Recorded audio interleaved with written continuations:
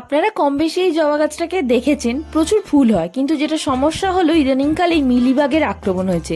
সেই জন্য বাবিকে দিয়ে আমি ওষুধ আনিয়েছিলাম, আর আজকে সেই ওষুধটাকে গুলে ওই স্প্রে বোতল আছে আমার, ওই টোনার বোতল, ওর মধ্যে দিয়ে গাছে দিচ্ছিলাম। কিন্তু যেটা সমস্যা হলো এত বড় গাছে এইটুকু স্প্রে বোতলে করে আমার হাতে প্রচন্ড ব্যথা শুরু হয়ে গেছিল, সেই জন্যই গ্লাসে করেই ছিটিয়ে দিচ্ছিলাম। এদিকে আজকে বিকেলে বেচা কাকা আমাদের বাদামের জমিতে ওষুধ দিতে যাচ্ছিল, তাই বাড়ির থেকে এক ডাম ওষুধ গুলে নিয়ে গেছে, আর বাকি ডামটা মানে আরো 2 ডাম আমাকে জল বয়ে দিতে হয়েছে।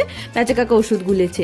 আগে অবশ্য এই সমস্ত কাজগুলো না মাই করতো, আমাদের যে গোটা বাদাম জমিটা মা একা পরিষ্কার করতো। আর এবারে 4টে কিচেন নিয়েছে, 1000টা টাকা, এতটা কষ্ট হচ্ছিল কি বলবো, কিন্তু মায়ের তো আর কোনো উপায় নেই, মা করতে পারছে না সেই জন্য। আর বাদাম গাছগুলো দেখুন অনেকটাই বড় হয়ে গেছে, কিন্তু পোকা লেগেছে, আর অনেক জায়গায় গাছ মরে যাচ্ছে জলের অভাবে। অন্যদিকে আমার মা মন খারাপ করে আলেতে চুপ করে বসে আছে, কারণ নিজে হাতে সমস্ত কাজ করতো তো তাই।